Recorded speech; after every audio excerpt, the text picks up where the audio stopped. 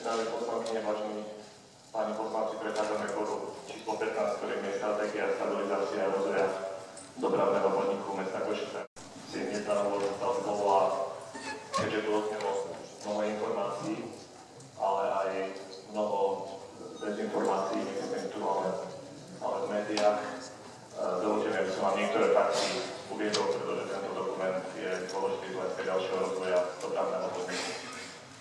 Dopravný podnik mesta Košice od vedenia mesta dostal zadanie vypracovať podrobnú analýzu stavu mestskej hromadnej dopravy v meste Košice a následne národnú stratégiu stabilizácie a rozvoja spoločnosti dopravný podnik mesta Košice a akciová spoločnosť.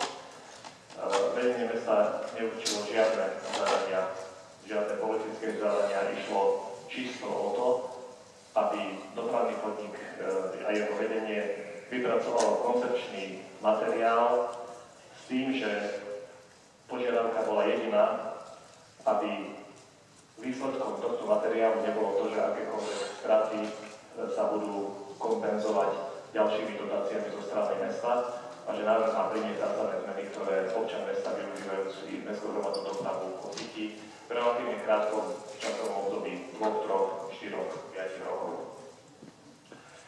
Skôr ako odpoviem, či tento materiál splnil alebo nesplnil toto zadanie, pokúsim sa zhrnúť to podstatné, čo v tomto materiáli je. Celková dĺžka trati v Košiciach je takmer 221 km, z toho autobusy majú 79%, električky 15%, trolejbusy 6%. Čo sa týka prejazdených vozokilometrov, v roku 2011 ich bolo takmer 16 miliónov, z toho autobusy pokrývali 68%, električky 24% a trolejbusy 8%. Zo 62 liniek majú autobusy 45, električky 15 a trolejbusy 2 linky.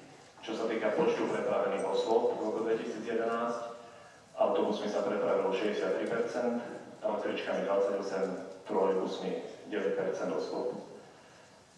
Celkový počet dopravných prostriedkov dopravného podniku mesta Košice je 346, z toho máme 202 autobusov, 117 električiek a 27 trolejbusov. Za posledných 5 rokov boli vykonané opravy a kúpa, oprava 4 električiek, 1 trolejbusu, kúpa 48 autobusov v roku 2007-19, v roku 2009-10, v roku 2010-19. Čiže to bol jediný segment dopravy, jediný segment z tejto dopravy, do ktorého bolo v posledných rokoch investované. Ďalším faktom je, že finančná situácia dopravného podniku je dlhodobo nepriaznivá. Treba si pozrieť auditorské správy za posledné roky. Spoločnosť je dlhodobo preoperovaná a preto sa vraciam k tomu, pretože ten materiál priniesol mnoho rozruchu, či splnil zadanie pripraviť materiál, ktorý by riešil aj koncepčne dopravu. Hovorím, že z hľadiska hĺbky a kvality analytickej časti predloženého materiálu je zadanie určite splnené, pretože vedenie mesta aj poslanci majú možnosť získať reálny obraz o stave MHD v Košiciach, ale hlavne je to správa, ktorá je konštatačná, bez nejakého zahmievania alebo demagogických rečí rôznych záujmových skupín a takisto bez pocitov mnohých bývalých pracovníkov dopravného podniku a jednotlivcov, ktorí sa tejto problematike radi vyjadrujú pre médiá, bez toho, aby lepšie poznali aktuálny stav. A mnohokrát tieto vyjadrenia prebiehajú len na základe nostalgických spomienok a minulosti. A teraz poďme k tomu, s akým návrhom prišiel dopravný podnik. V stratégii stabilizácie navrhol v podstate 3 zásadné veci, ktoré hneď po zverejnení vyvolali značnú pozornosť a aj polemiku. Prvá vec, ktorá bolo dokončiť komplexnú obnovu autobusového vozového parku začiatku roku 2007, a to navrhli prenájom autobusovej dopravy externému partnerovi vybratému v medzinárodnej verejnej súťaži s podmienkou, že dodá približne 150 autobusov v časovom horizonte maximálne do 3 rokov. Chceli realizovať obnovu električiek a zanedbaného kolenkového a trakčného vedenia z eurofondov a navrhli rušiť trolejbusovú dopravu a nahradiť ju novou dopravou autobusovou. To sú fakty, ktoré sú v správe stratégii, ktorú dopravný podnik pripravil. miliardy. Predtým, ako sa začne o jednotlivých návrhoch rozprávať, mali by sme si naozaj zopakovať fakty. A jedna zlá finančná situácia zastaralý vozový park. Druhá vec, mesto Košice nemá a dlho nebude mať voľné zdroje na investície do MHD. Po tretie, nie sme tak veľké mesto, keď si vezmeme porovnania s ostatnými z Európy, v Európe, aby sme mohli mať 3 rovnocenné druhy MHD. Po štvrté, modernizácia električiek a električkových tratí nadväzuje na koncepciu rozvoja integrovaného dopravného systému. Po tretie, trolejbusovú dopravu nerozvíjalo v Košiciach od roku 1998 žiadne vedenie mesta. Od roku 1998 žiadne vedenie mesta nerozvíjalo trolejbusy. Dokonca aj v roku 2008 v rámci výzvy z operačného programu Životné prostredie mesto nepožiadalo o trolejbusy, ale o nákup CNG autobusov. Čiže ani v roku 2009, keď sa mohli investovať do autobusov, nikto o tom nepožiadal.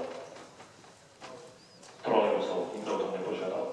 Nosnými dopravami v Košiciach sú jednoznačne autobusová a električková doprava, ktorá zabezpečuje 92% výkonov MHD. Okrem Košic a Bratislavy nie je žiadne iné mesto, ktoré by malo všetky 3 druhy dopravy. Do rozvoja trolejbusovej dopravy sa investuje v mestách ako Prešov, Žilina či Banská Bystrica, ale tam sú iba 2 trakcie mestskej hromadnej dopravy, čiže nemajú tam všetky 3 druhy dopravy. A trolejbusová doprava je nosnou dopravou v rámci MHD popri autobusovej doprave v týchto mestách, čo je veľmi dôležitý fakt, aké percento zaberá trolejbusová doprava, pretože tým sa znižujú samozrejme náklady.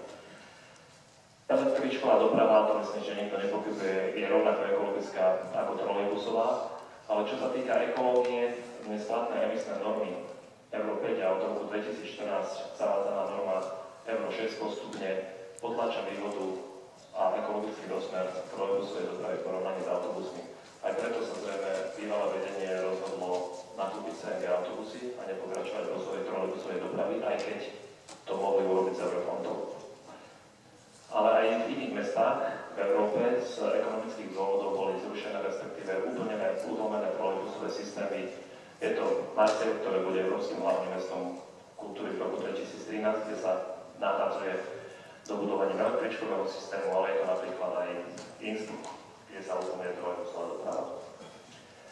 Čiže preto s časťou materiálu, ktorá hovorí o tom, preto s časťou materiálu dopravného podniku, ktorá hovorí o koncepčných riešeniach, súhlasíme s tým, že je dlhodobo zanedbateľný stav dopravných prostriedkov, že je racionálne sústrediť využitie financií eurofondov pre zachovanie a obnovu najmä nosného systému MHD, a to električiek z operačného programu Integrovaná doprava, keďže sa jedná o kolejovú dopravu, ktorá umožňuje integráciu železničnej a kolejovej dopravy v regióne, a hlavne električková doprava je doprava plynulá, pretože ide po vlastných dopravných koridoroch.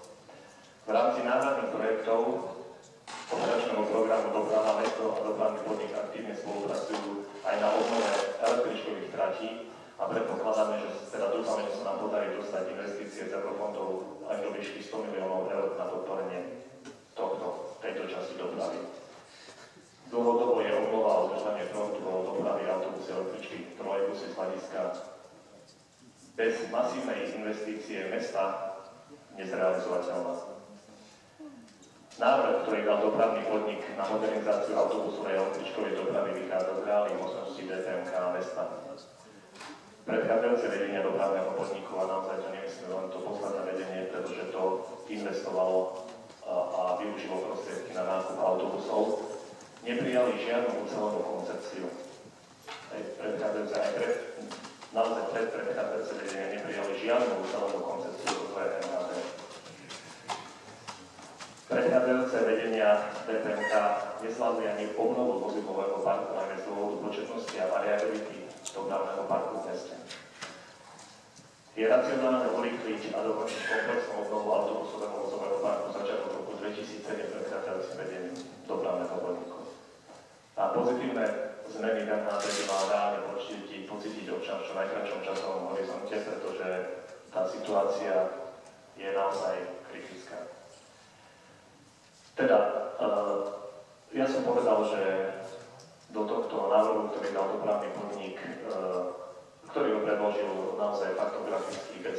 bez akýchkoľvek zadaní, emócií, aj bez politiky určite zasiahnem.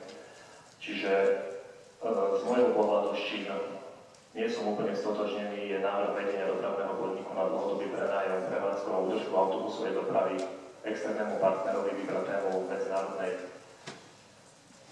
verejnej súťaži a z môjho pohľadu navrhujem, aby sa ešte raz vrátilo ku možnosti, ako zabezpečiť dokončenie komplexnej obnovy autobusového vozového parku, ktorá sa začala v roku 2007 podobným systémom. Po druhé, keďže návrh dodania prevádzky a údržby dopravy externému partnerovi je naozaj návrh zásadný, žiadam ešte vedenie dopravného podniku, aby predložilo analýzu silných slabých stránok, príležitosti a hrozieb, čiže SWOT analýzu navrhovaného riešenia sporovaní s možnosťou dokončenia komplexnej obnovy autobusového vozového parku vo vlastnej réžii TPNK.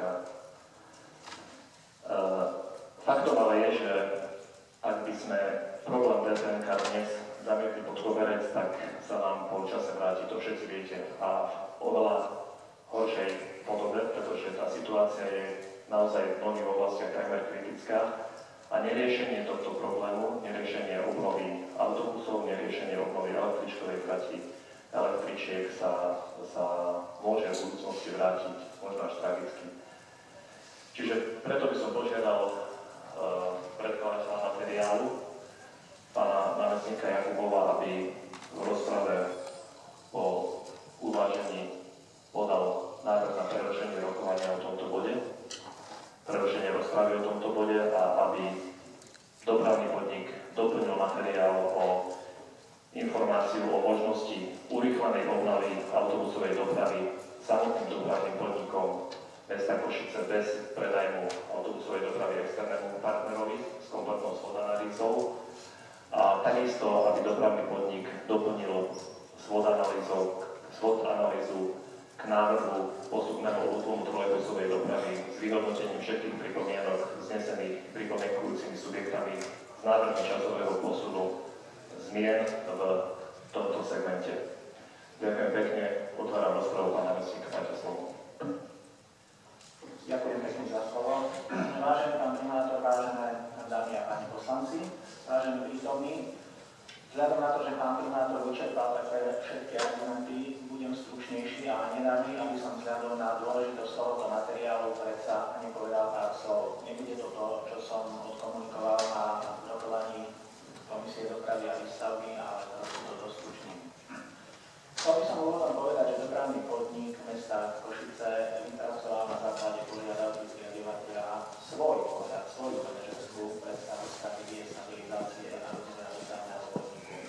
V predloženom dokumente jednoznačne vychádza zo súčasnej neodpovedlivej ekonomickej situácie a z reálneho technického stavu tak vozidlového parku, ako aj všetkých troch druhov dopravy, koľajových tratí, trakčných vedení, koľajovej kolesovej dopravy. Predložený materiál odštartoval sériu pripomienok, názorov, komentárov, východisk a rád verejnosti, užívateľov mestskej hromadnej dopravy, cestujúcich, spoločenských organizácií, spolkov a čiastočne aj odbornej verejnosti. Väčšina týchto podnetov, kritík a zaručene dobrých riešení bola prezentovaná prostredníctvom masovo-komunikačných prostriedkov.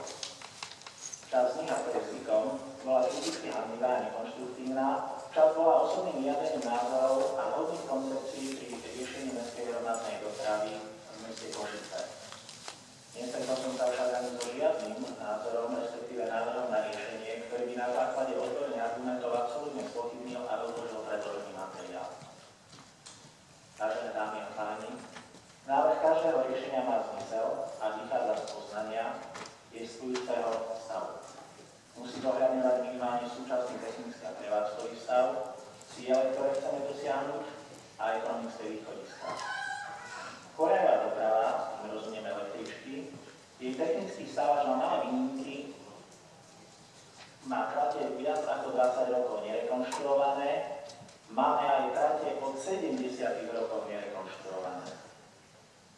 Vozidlový park absolútne zastaralý, funkčný len, povedal by som, vďaka zlatým slovenským ručičkám. Kolesová doprava, trolejbusy, trakčné vedenia, tam je potrebná rekonštrukcia, vozidlový park je morálne aj technicky o potrebovanom stave takisto. Čo sa týka autobusovej dopravy, z 202 kusov autobusov 150 kusov je na hranici životnosti.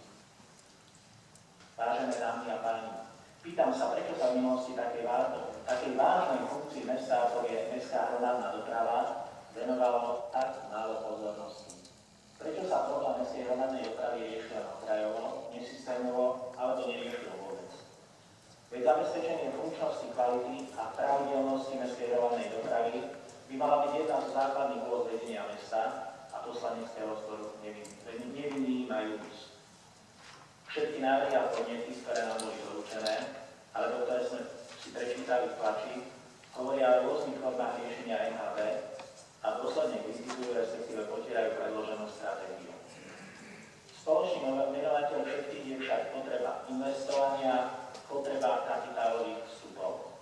Kritizuje sa najmä nevyužitie európskych peňazí, podotýkam, tak ako už spomínal pán primátor, najmä čo sa týka trolejbusovej dopravy, a pokiaľ máme vedomosti, šlo práve o rok 2008, kedy bola vypísaná výzva Ministerstvom životného prostredia Slovenskej republiky a bohužiaľ vtedajšie riadenie dopravného podniku aj mesta reagovalo nákupom už spomínaných autobusov na plynový pohon.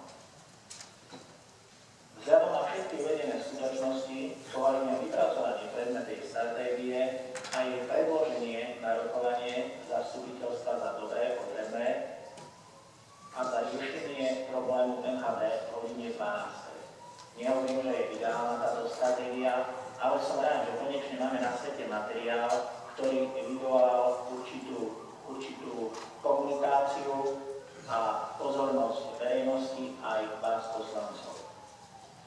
Na základe faktov a pripomienok, ktoré doteraz odzneli zo strany rôznych združení a v súlade s odporúčaním primátora dávam procedurálny návrh v súlade s rokovacím poriadkom Mestského zastupiteľstva paragraf 45 odstavec 2 na prerušenie rokovania Mestského zastupiteľstva o tomto bode. Žiadam, aby sa o tomto návrhu hlasovalo. Ďakujem pekne. Budeme hlasovať o procedurálnom návrhu